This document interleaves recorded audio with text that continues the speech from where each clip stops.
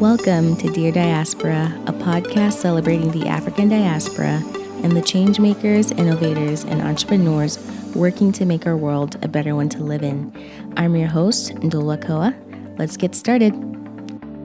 So before I introduce the next guest, don't forget to subscribe, rate, and review if you're listening on Apple Podcasts. It makes a huge difference. And one key way that it helps is if someone looks up Dear Diaspora on Apple Podcasts, they can see the ratings, they can see reviews and what other people think of the show, and it makes them more likely to actually subscribe and check out a couple episodes. So be sure to leave a review. I would really appreciate it. And if you're listening on any other podcast listening platform, don't forget to make sure you're following the podcast so that you are updated each time there's a new episode out every Sunday. And also, if you're listening on Spotify, you can share when you're listening to episodes on your Instagram stories, which is really cool. So just like you would share a song, you can also share a podcast. So if you do that, go ahead and tag Dear Diaspora. So just at Dear Diaspora on Instagram, and I will repost and really appreciate you spreading the word about the podcast. Thank you so much for tuning in to episode 11 of Dear Diaspora.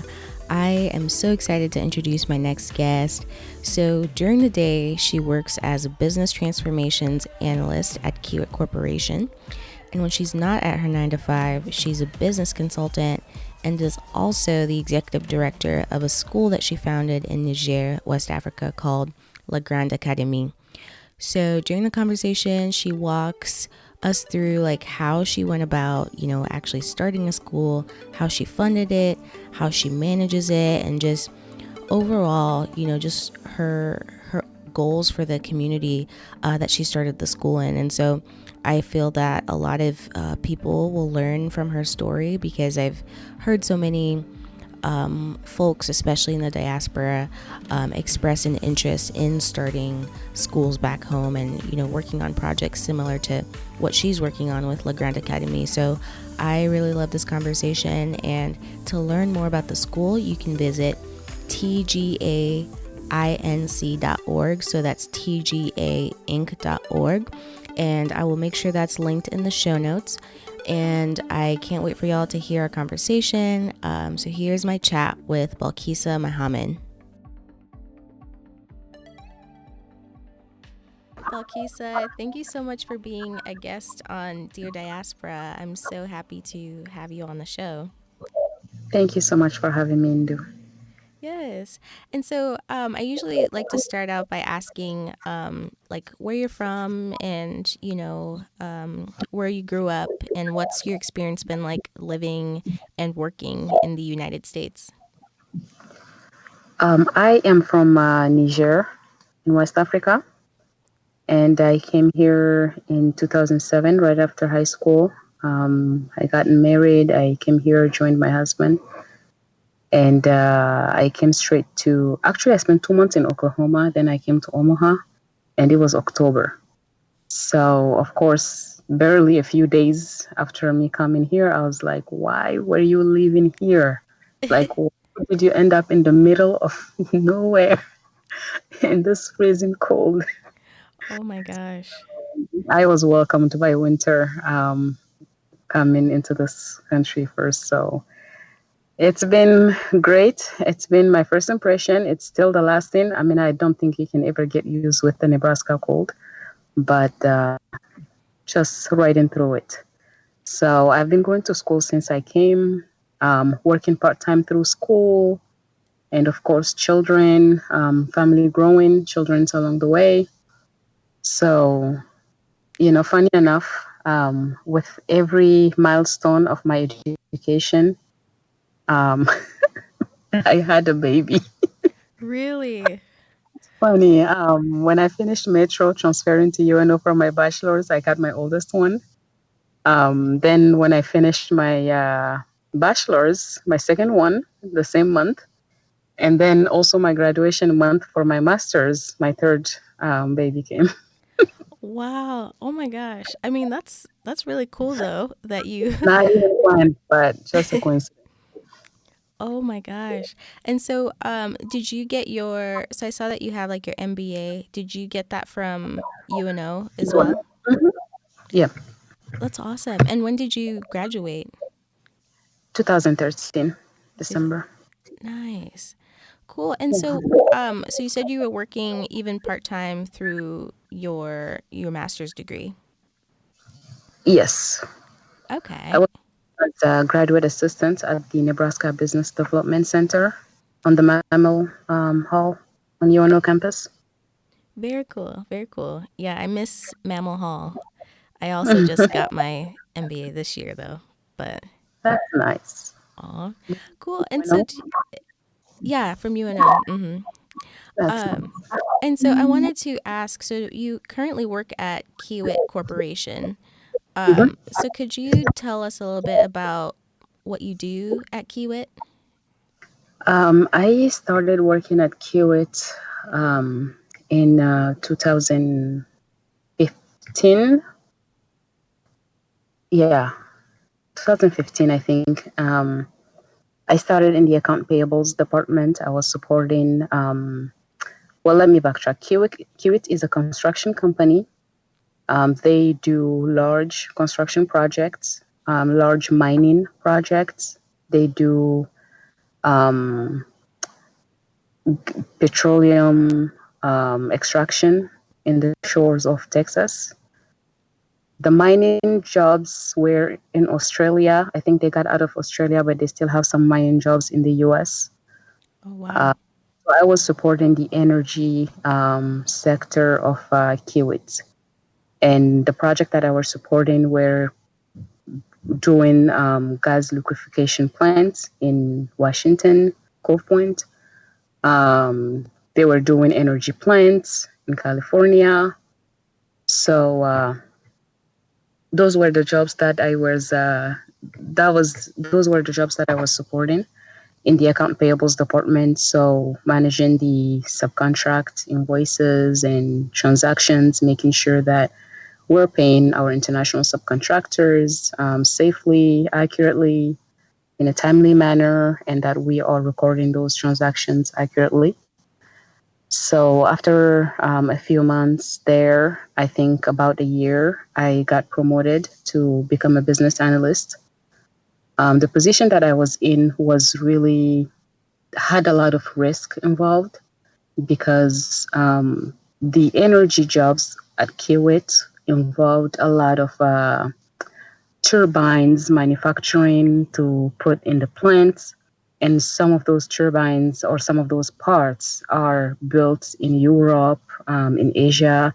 So it involved a lot of international transactions in foreign currencies and different policies and regulations per country, right? And those were large invoices. So I did some process improvement to be able to protect myself, to protect the company, making sure that we are sending the right amount to the right account, despite the language barrier, reading Chinese invoices.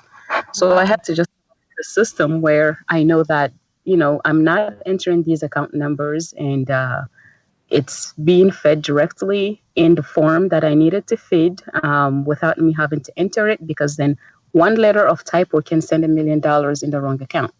Mm.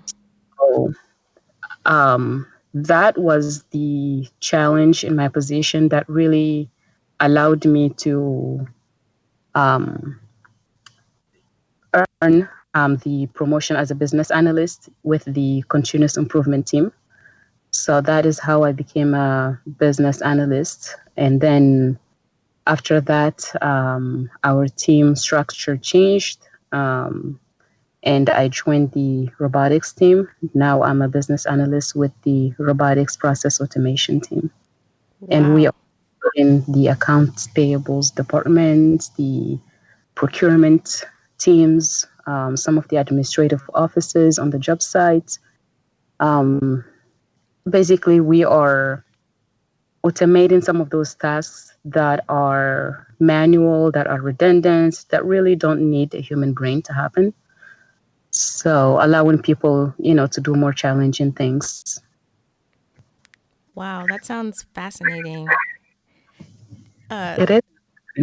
Yeah. So like looking back, did you did you imagine yourself working in that sort of like environment, like when you first, let's say, got to the US and were figuring out what you wanted to study? I Did you see never yourself did. here? I never did actually. When I came here, I came to do business law, and I after I realized the amount of schooling that was needed to, get a law degree, I got a bit intimidated, and also I got pregnant right away after I came. So I was like, oh my gosh, with children, I was barely learning English at that time. I was like, I don't know how I'm going to do it with family and children and go to law school. So I just decided to start with business and then move into law eventually. Mm-hmm. Uh, as I was taking my business classes, doing accounting, doing information systems, um, marketing. As I was studying all these subjects, I just got very intrigued.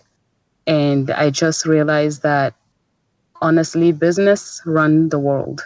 Mm-hmm. And to be part of that, I can still be a voice, um, for people that need me in the business field without really necessarily being a lawyer. I can still help them in other ways. So I just kind of find my voice in that area. And I just, continued. Um, Ironically, I ended up doing more schooling than expected because after my MBA, I went back to school and did another master's in education. So basically, I was Wow. avoiding schooling, but I ended up overdoing it anyways. Wow. And so what made you pursue the master's in education? I like to be hands-on when I'm working in projects. I like to know, the ins and outs, the technical aspects of things. So when I finished my MBA, I was looking for how to use my knowledge in a way that really advanced the world. Um, so I decided to start a school in Niger, and realizing that I didn't have much work experience at that time, nor did I have any teaching or education experience there in teaching other people, honestly. I decided to just go back to school so that I can catch up and eventually, the experience will come and everything will just align and fall in place. So I went back to school to be able to give my best to that school. Wow. And do you want to tell us a little bit more about the school in Niger? Yeah, the school is called La Grande Académie. Um, it means the Great Academy in English. Um, it is located in Sender in Niger. It's very close to Nigeria, about 2-3 hours drive into Kano.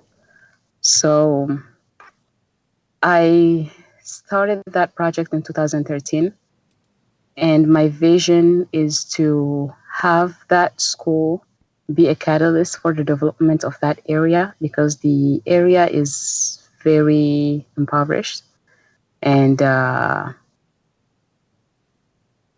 it's needed because when I finished my MBA, I wanted to move back there, but then realizing that there's really no school where I could enroll my kids and feel comfortable that, there's still um,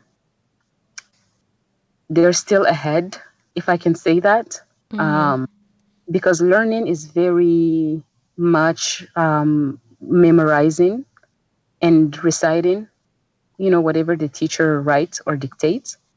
And I think learning should be much more than that.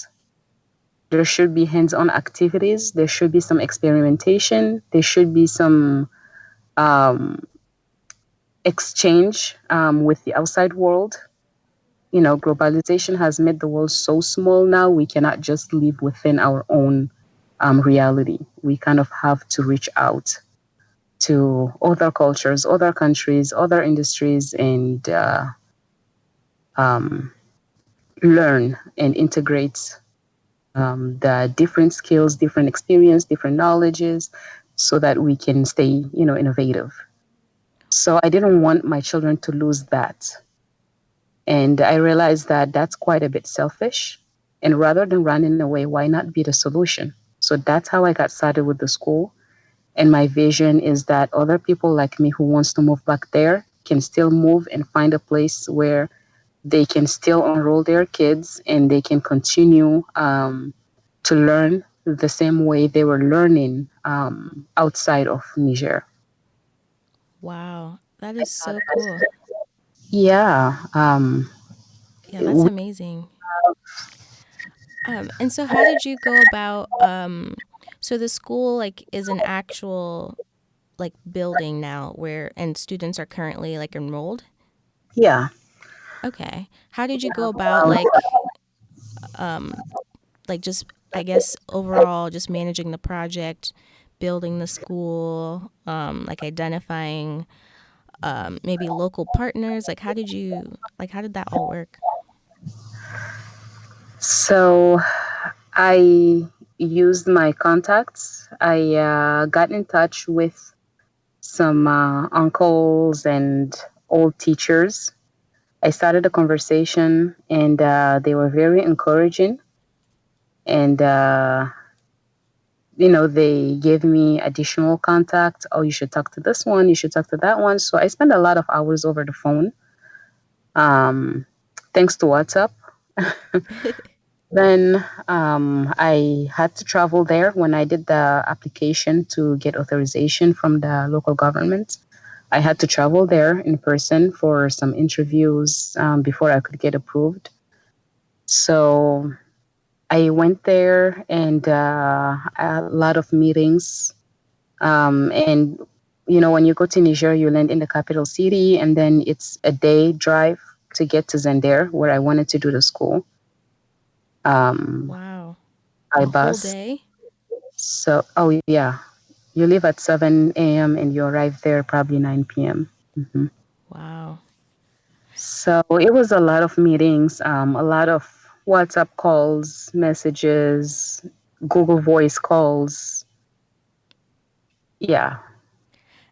And so how did you so after you got like approval from like the local government, did you do like a fundraising campaign? Like how did you secure funding for like to actually start like building the school, or did you use like an already existing building? I wanted to use an already existing building, but I could not afford the rent because when I calculated the rent cost, I was better off holding off for a year and building. So, which is what I did. I held off for a year, and whatever I was supposed to put in that rent, I was putting it aside. And a year later, after I got the authorization, I started building. And it's been a lot of trips back there, supervising the project, the construction, the job sites, a lot of video calls. Um, we built 3 classrooms, an administrative section, and then some restrooms to get started. So it was on personal funds when I got started because so initially when I did the market research and initial inquiries, people thought that I was going to open the school in the capital city. I guess I was not clear enough, or it was just an assumption. Um, so when they realized that I was actually going inside, in the country, like in Zender, like remote area, people were like, "You're crazy. You're just throwing money. You're just wasting your money. It's not gonna work. These people, they don't need it. They're not gonna send their kids to school. They don't care. They're fine with public school." Like, well, we'll see. Wow. Try. So Wow. Wow, at that people are point, so discouraging sometimes. I yeah, but I it's understandable because I think if the country Niger is one of the poorest country in the world, right? If the country is where it is right now, definitely it is a reflection of culture or the mindset. And I always say that in Niger, we're not daring enough as entrepreneurs. Mm. Um, we're not daring enough, honestly. We need to be able to take more risk, to get out there, try, fail, and, until it works. And yeah, so I'm, I'm diversion here, but Oh no, no, you're fine. so And so how many that's students how are it got done. currently, sorry, how many students are currently enrolled in the school? So right now we have about 54 students this year. We've lost a lot of students last year. Sorry about that. So right now we have 54 students. We lost a lot of students last year because given the school is in a remote area, I bought a transportation bus for students, and the bus broke down last year. It I think the motor and the transmission had issues. Anyway, it was going to cost a lot to do it. I was like, you know what, let's just held off and fundraise for that and see, and then fix it. So last year we did not use the bus, and we've lost a lot of students who couldn't just make the commute to where the school was located. But Mm. this year it is back up and running, so I'm a little optimistic for this coming year.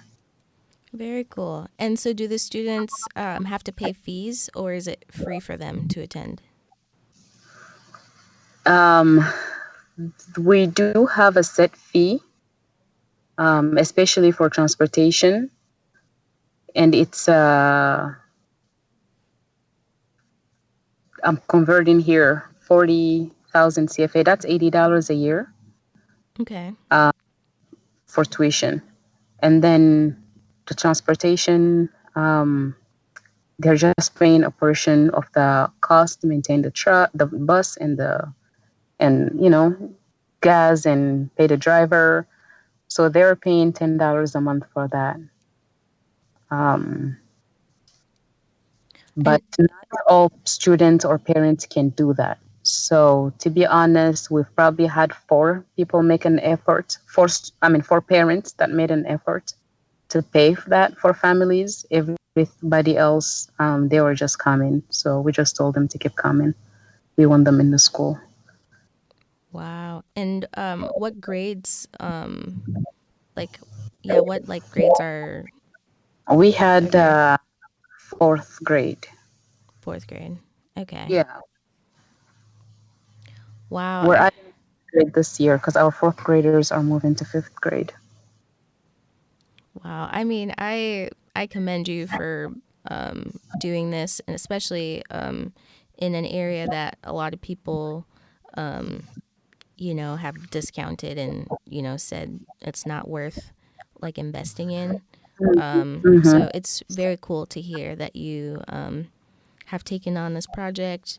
And so so do you have anyone like here that's like working with you to like do you have like a partner or are you doing this like all by yourself?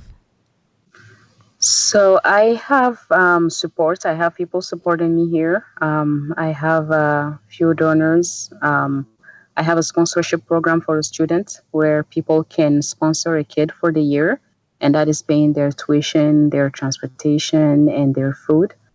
We also provide a medical check for the kids once a year. So all that is included in the sponsorship fee. So that is how people are supporting the school.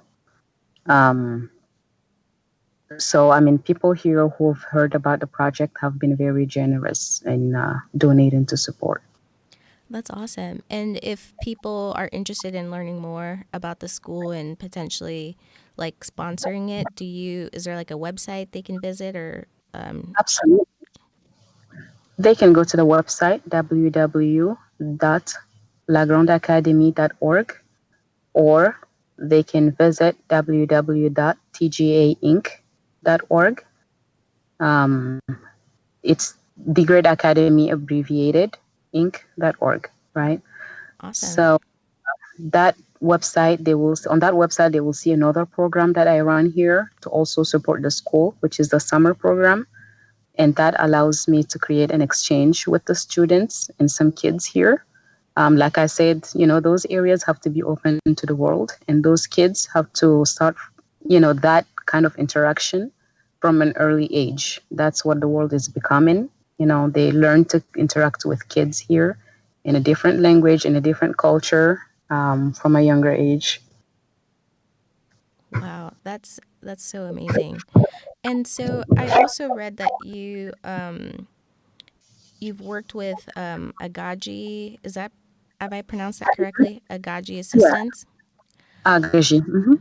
Okay, could you tell us a little bit more about that? And I know it's like a nonprofit connecting active global citizens in the U.S. and Africa. But could you tell like the audience a little bit more about that? So Agaji was founded in 1994 by my mom in Niger. So she works mainly with rural areas and with women and children in rural areas, but she also works with men. They do adult literacy classes. They do technical training for food transformation. Um, they do prevention, advocacy, education. So I started the Diaspora Cares program here to really provide some visibility to that population and those groups, and also to create a channel for the diaspora members to be able to help back home without the burden. Because my experience going through La Grande Académie project, I've realized that why a lot of people in the diaspora, want to help, but they're just so afraid because the challenges are tremendous. Not gonna lie. I mean, there have been several times that I wanted to give up that project, but I still keep going. I always say, "Oh, I'm gonna shut it down. I'm gonna shut it down." But then, next thing you know, oh, I'm buying cement and we're building this. Oh, Organizing this event for the kids, and I was just bipolar on the project. But so I just wanted to kind of alleviate some of that burden for the diaspora, especially the ones coming from Niger. If they want to give back to Niger, we can definitely support them, and that is using that experience and that network already that I've established on the ground to be able to connect, because there are change makers on the ground. There are people who wants to help, but they just need help to help, mm, uh, if I can say that. And I know that there are a lot of people in the diaspora here who also want to help, but they're just afraid because there is a lack of trust. People in Africa thinking that you're in the U.S. and money grows on the tree, and it's something that costs $5 all of a sudden costs $50 for you. mm. Uh, Trying to kind of dismantle all those prejudices and fears, and try Wow. to work. And so how are you doing that through the Diaspora Cares Network? Like are you like teaming them up with like the change makers on the ground and just helping them like maybe build relationships? Like how are you going, like how exactly are you going about that? Yes, so we are teaming them up um, with change makers on the ground. Right now, we are working in a project on a project in Zender with the people from Zender who are living in the U.S. So with the network that I've already established there, we have some change makers who live in Niamey, the capital city, and in Zender, and they want to see some changes with the youth. There has been a growing movement of youth going on drugs and dropping out of school in Zender. They're calling that movement Palais. So it's something that I know UNICEF has been very involved with that initiative, but um, the person who came to me with that idea, his point was that there isn't, those people are going to relate to the locals, to their cousins, to their brothers, people who grew up with them in the same neighborhoods, right? Mm, So he's gathered some people and also with the diaspora members here who are interested in helping with that. So we have some physicians, we have some people in IT. So they're collaborating together to be able to design programs where they can recruit those kids, teach them something, so that they can learn a trade or they can become more productive members of the society. Mm. The organization now, the collaboration now is turning into an organization. This month, October, this month, they are holding a meeting in Niamey, the first meeting, to be able to choose the officers for what the structure is going to become, to kind of monitor those youth. Wow, that's so cool. And is there like a model out there that you've seen like work really well, or are you kind of just like building this like as you go, if that makes sense? You know, yeah, it's just doing what feels right as we go, Mm-hmm. based on the project, based on the idea, based on the need. Um, there is another group in Niamey who is helping the community by just encouraging people to clean around and recycle their trash. So for that project, for example, they need the equipment to be able to continue to do that. So with that, it's just a matter of fundraising, and getting some and giving them some more equipment to work with. So every project is going to be different.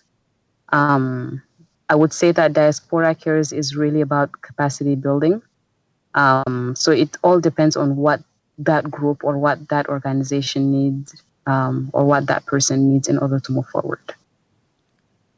Awesome. And how large is the network currently? Like, do you like have the numbers or? So right now, I have about 155 subscribers from the Agaji website. Wow, So um, I should make more noise about it. that's amazing. But I guess it just every project is so interesting. You get passionate about everything and you get sucked in, and then before you know it, you're just one person. Can Oh do it man. all. So um, and by nature, honestly, I'm not somebody who likes to shout my accomplishments. So to be honest, I am very introvert and shy, and I am not very loud about those things. Um, Mm. but definitely, right now, I'm looking for a marketing intern or a communication intern with for Agaji, somebody who can kind of help us with that side of getting the word out there. Wow. I mean, it's never a bad thing to be humble. Um, but then, I mean, you are doing amazing things, and the more people know about it, like the more support you have for, like those projects back home, the more support you have for, the students. But I definitely understand not wanting to be like, like bragging essentially, about like your accomplishments, but it never hurts to have people know what you're working on. It doesn't. It doesn't. I think you also have to kind of know yourself and find that zone where you can be you and be comfortable to be you. I'm definitely not afraid of public speaking, ironically, but if we meet, I probably wouldn't be the first one to say hi. Oh. I'm gonna admit it. Hey, there's So, nothing wrong with that. but So, I grew up seeing my parents on stage. They were definitely, community servants, and that's the only way I know how to do life, and that's why I guess I'm involved in everything that I'm doing. So just know yourself, and do what you need to do. I think with hard work, dedication, and consistency, um, things will align eventually. Wow. That is so cool. I can't wait for people to listen to this episode because I feel like a lot of, um, people in the diaspora want to make an impact in their home countries, but then they just thinking about it is kind of overwhelming sometimes because you're like, wow, this it's going to take a lot of work, It to. is, but you have to think small. I think the mistake people do sometimes they think big. It's good to, you have to be a visionary. You have to see the end and understand this, know clearly the steps that you need to take to get to that end. So when you see the end and you want to see the end, only the end, that. So, I mean, starting the school, I started with a 3 class, like I said, but the school did not even have the outside fence. I did the outside fence a year later. It's been a phase. Every year, it's a milestone.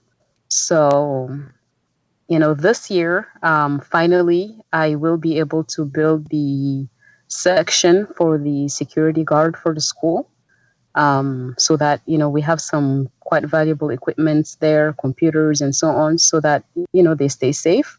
But it's a journey. It's you have to divide it into milestones, and you have to do it. You have to turn it into actionable tasks and tackle them one by one. And you have to see it long term. I don't think that my vision will fully come to life with La Grande Académie. I'm giving it about 5 more years or so to really see everything come together the way I envision it. Mm, But every year, I'm getting a step closer. That's what matters. totally, totally. And so, would you say, like, how impactful has your education been on, um, like your projects and things back home? Like, do you think it's important for people to be able to maybe get their master's in something specific and so that they can apply what they learn to what they want to do back home, or do you think it's not that important?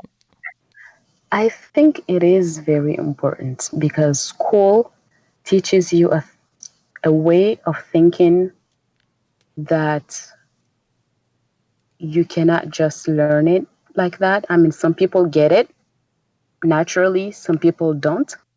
But school create that equitable platform that allows everybody to kind of get the same tools, right? Mm, Uh, I think it teaches you more about rationality, for example. So when I say to break down your project into actionable items and take it, one task at a time, that is project management, right? That's agile. Maybe somebody doesn't need to go to school to know that, and they may be able to do it naturally. But if your personality is very impatient and you want something and you just want to see it, you know, it's probably something a bridge that you're going to burn because that's just not how you were wired. You are not wired to break things down and to digest them slowly, right? mm, But school, if you studied project management in school, then now you gonna develop that type of thinking within you. So school definitely helps. I think school is a way to satisfy your curiosity. That is how I've considered school, at least for myself. Like I said, I wanted to study business law. I really couldn't go to law school. I started with business school, because I really wanted to understand how businesses are run. Because if I want to help them, I need to know how they're run. So that's how I started. When I started the school project, I went back to get my master's in education because I wanted to know what happens in that world in education, working with children, teaching children, transferring knowledge, designing a learning experience. So for me, it's been just a way to satisfy my curiosity. I've been contemplating going for a PhD, but oh I've snap. about it. So, um, I think school never hurts. I'm a learner. I'm a lifelong learner. I love learning. Um, so I will always defend school. And I would encourage anybody who wants to go to school to learn something that they are curious about. I'm not even talking about passion, right? Just talking about curiosity. If you're curious about something, go learn it. Find experts to teach you how to do it. And a lot of time you will find them in school. You can find mentors through an informal process, but the commitment, that's not going to be very reliable. If you find a very good one, that's good. Power to you. But I Mm-hmm. think it's just a safe way to find those people and get the reliability and the consistency into that learning experience. Totally, totally. Yeah, I am definitely also an advocate for going to school and developing yourself and just learning more about the world. Like I feel like you said, it never hurts. Like it can only just expand your mind and Yes, expose you to concepts and ways of thinking that you might not have been exposed to if you weren't in absolutely. school. Absolutely. Wow. And so you also have excellence insights, which is, would you say that's like your side hustle or? Excellence insight is, yes. What do I call it? It is definitely it's my business. I started that really the more I've developed the more my experience grew as a continuous improvement analyst, the more also I was working with projects on the sides, helping other people. I realized the need for that kind of perspectives in businesses. Um, I think small businesses don't realize that they are in perpetual improvement, and it is very important to help them with a structured way of achieving that, so that they're not burning themselves. A lot of times, small businesses are working in the business rather than on the business. They are working the day to day because they cannot hire. They cannot afford to hire because financially, the cash flow is not there. And it just becomes a vicious circle, and they cannot restore the cash flow because they need more cash. And a lot of times, that's really not the issue. So, like one of my clients that we worked with, very simple changes that we did in managing the cash flow got her out of, you know, getting recurring fees. So going from overdraft fees every week to none for, 6, 7, 8 weeks in a row, that was a big difference. And that is what continuous improvement is. The person doing that job is not seeing it, and sometimes it takes fresh eyes to come from the outside, observe, and build a plan and coach them to get to where they need to be. And it definitely takes an eye for risk, identifying risk and identifying opportunities. So that is what I do with Excellence Insight, and it's I feel like it ties with everything that I do. Totally. But it's mainly focused on process improvement for small businesses. So we tackle anywhere from setting up the business, taking payments, to um, paying your employees and training your employees. Wow. And so what would you say is typically the number one like challenge that people come to you with? Like, oh, I need help with X. Like what's the biggest thing? The number one challenge is cash flow. Mm. I am having issues. I'm behind with my sales taxes. This company is charging me too much for my payroll. it's usually money, because every entrepreneur wants to grow their business and make more money. And they think that they need a business plan to go get a loan. And it's not always the case. You don't need more loan. How are you managing what you already have? Because if you're gonna get more loan only to sweep it in the same mess, there's no point. Mm. Then that's when we start working on the inner structure of the organization. How are you spending? So the inner structure of the finances as well. How are you welcoming your employees? What is their experience with you? How are they treating your business? Um, how much are you taking to the bank account? What are you taking to the bank account? A lot of people only rely on the debit transactions that goes into their account. They don't Mm. realize the cash that they're not depositing in their accounts is really what they needed to get out of trouble. Right. So a lot of times, you have cash, you take it home, and then everything that goes in the account, you think that's it. But no, so just depositing that cash and see, but that's not going to be enough even if I deposit it. That's a lot of times the answers that I get. But I'm like, let's try, do it first, and then tell me. And then eventually they come back. It was more than I thought.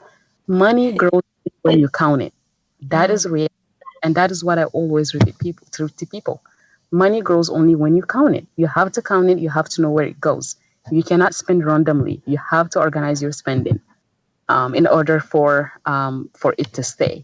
So I love that. I love that.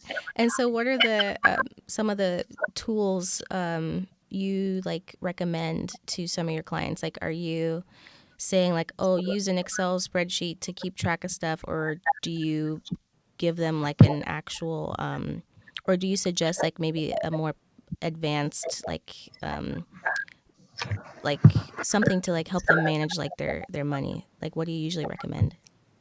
I would recommend any tool, any software that you can connect to your point of sale system or however you take payments. If you're taking payments through your website, um, make sure that that software can integrate with your payment platform, and also connect that it can also connect to your bank account. So QuickBooks does that, but you have a lot of other softwares that do that as well. Um, because I don't recommend Excel because we're humans, we forget. Mm. You don't have time to document everything in a timely manner, and by the time you sit, trust me, there are going to be a lot of transactions that are going to be forgotten. So when you connect it, at least those transactions in a centralized place, it allows you to see what you have, what's coming in, what's going out, and then you can run reports, structure everything. But even that, honestly, that's not the end. This is going to help you so that you can stay in compliance with the local government, and also be able to have a high level overview of your business, seeing the result. But the biggest tool that I recommend to people is weekly budgeting. It's not even a tool, it's a habit. Mm. You, every week, sit down, and sometimes I text my clients to remind them, hey, how about that? Did you do that? Um, if you're closed on Mondays, if you're closed on Sundays, sit down on the day you're closed or the day before you close. If you want that day off for yourself, that's fine. Um, Sit down, look at all the transactions, all the expenses that you have coming up for that week. List them. How much are you expecting to make the week that's coming? How much did you make last week? So are your expectations realistic? And I think once you have that number, if it's a historical number, give yourself a percentage. This week, I have faith that I will do 5% more. Put it out there and let the universe work on it. And Mm. do what you have to do yourself. Put your social media flyers out there, do your marketing. Take the actions that you need to take in order to bring those customers in or to reach out to those customers. So Wow, you that's count what's coming in, look at what's going out. What's your priority? Only spend what's urgent. If it's not urgent, if it can wait, let it wait. If you have something that's due in 4 weeks, I don't recommend paying it today. Wait in 4 weeks to see. Mm, That's usually the biggest habit, the most important habits I hope all entrepreneurs are gonna adopt. And I definitely hope that all my clients, remain with those for life. definitely. I feel like that's going to be super valuable for anyone listening that's a business owner or, wants to become one. Those are great tips for sure. And so, do you see yourself ever like leaving like the corporate world and doing like consulting full time, or are you not quite there yet? I definitely do. Yes, I see myself eventually leaving the corporate world with the things and how passionate about I am about them. I want to give myself 100% to them. And leaving the corporate world does not mean leaving what I do, which is why I actually started Excellence Insight, because I definitely want to continue helping with, improving processes.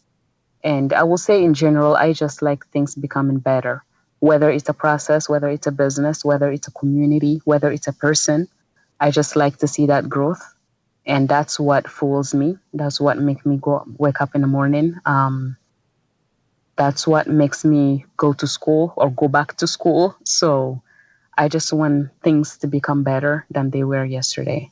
So that's ultimately what drives me. I do see myself getting out of the corporate world, but still continuing to do the same thing, maybe on my own. Very cool. Very cool. And I just have a couple more questions for you. How do you balance everything? Like you said, you have like three kids, right? Yeah. So like, how do you manage like kids working, the full time like corporate, doing your excellence insights on the side, and then managing projects back home, and like, how do you like handle all that? Um, that is all I do. Everything that you listed, that is all I do. Um, you, it just, I think we're all busy actually. It's just that that's what I'm busy doing. Um, I don't know if I have a special way of balancing it, but anybody who knows me, all my relationships honestly are around those projects. I have all my cousins starting their businesses.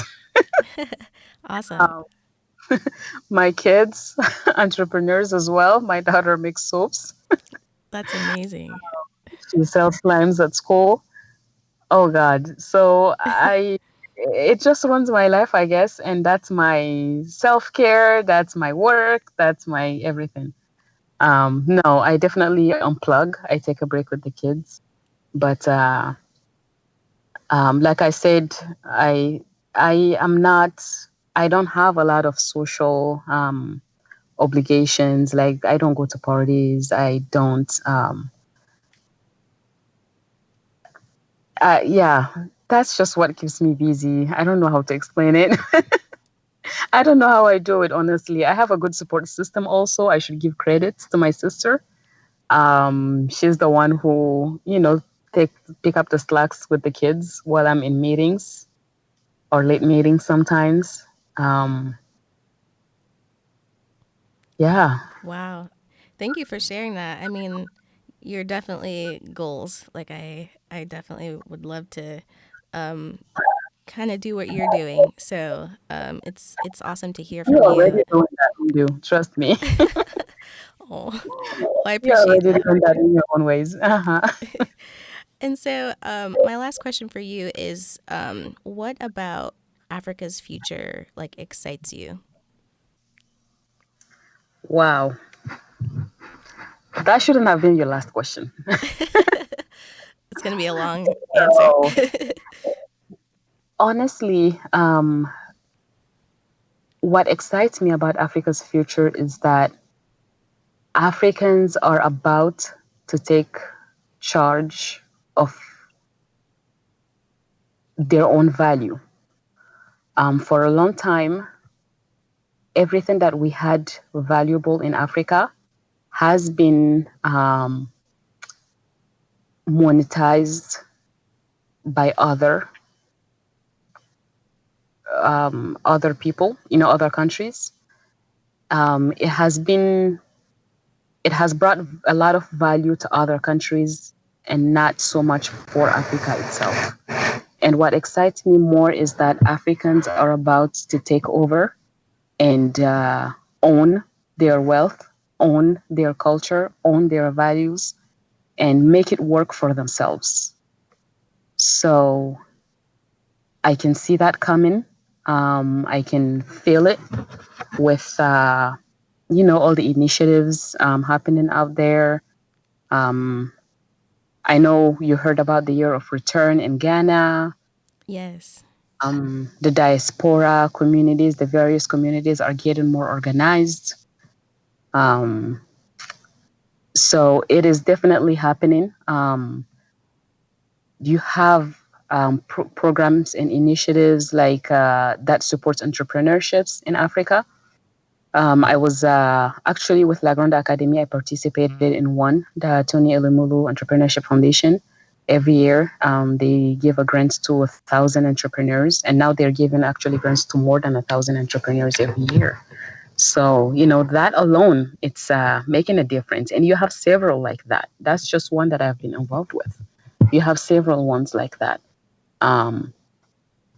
In Niger, I know my sister got involved with robotics program with programming, a coding program for high schoolers and middle schoolers. And, seeing those things come to that level of education now, you don't go, you're not waiting to be in college to learn about coding and developing in IT. Mm-hmm. You learn about it from middle school and high school, and that in Africa. And to me, when you say Niger, one of the poorest countries in the world, I think we are going somewhere. So that is what excites me about Africa. Africans are about to take things. They're about to take the bull by the horn. Yes, I love it. Yeah, and I can't wait to see just, Africa's growth and development over the next, even just the next 20 years. I think it'll be completely different. It will be different. Yeah, I'm excited. Will be different, for sure. Aw, awesome. Well, thank you so much, Balkissa, for being a guest on Dear Diaspora. I loved our conversation, so thank you. Thank you so much for having me, Ndu. How amazing is Balkissa? Like, I learned so much from that conversation. It was super inspiring to me, and I really hope that you were able to take a few things away from all the knowledge and expertise that she shared with us. And so if you would like to learn more about the work that she's doing or just connect with her, please check out the show notes or visit deardiasporashow.com/episodes. I will make sure to link to just everything that she mentioned during the episode, and don't forget to visit tgainc.org, so tgainc.org, to learn more about La Grande Académie and support it if you can, and just spread the word. Thanks for listening to Dear Diaspora. If you like what you hear, subscribe, rate, and review us on iTunes. You can find us on Instagram at Dear Diaspora or visit our website at deardiasporashow.com. Thank you, and talk to you next week.